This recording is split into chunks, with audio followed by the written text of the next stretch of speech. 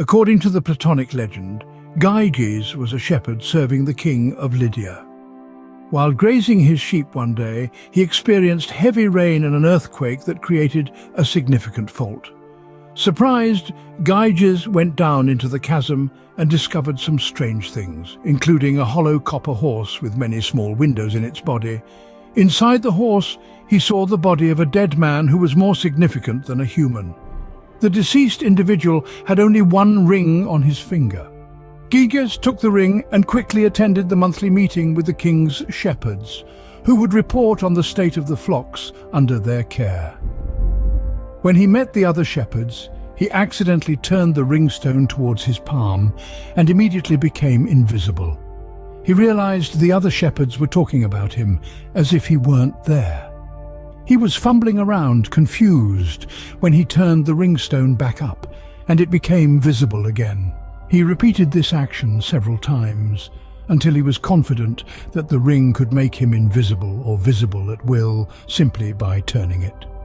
He went with the shepherds to report on the flocks to the king, but then plotted with his wife to seize the throne from him. Suppose two rings could make the wearer invisible. If we gave one to a righteous person and the other to an unrighteous person, neither could resist the temptation to use the ring's power for their own gain. Despite being able to take whatever they wanted without being caught, enter any house they pleased, associate with anyone they desired, and even kill or release from prison whoever they wanted, using the ring in such a way would result in them losing their righteousness.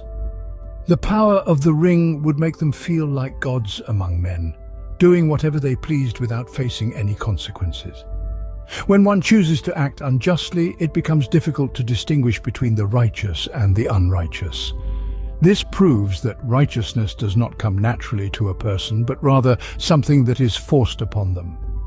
Individuals often believe that doing what is right is not beneficial, as those with the power to do wrong usually choose to do so.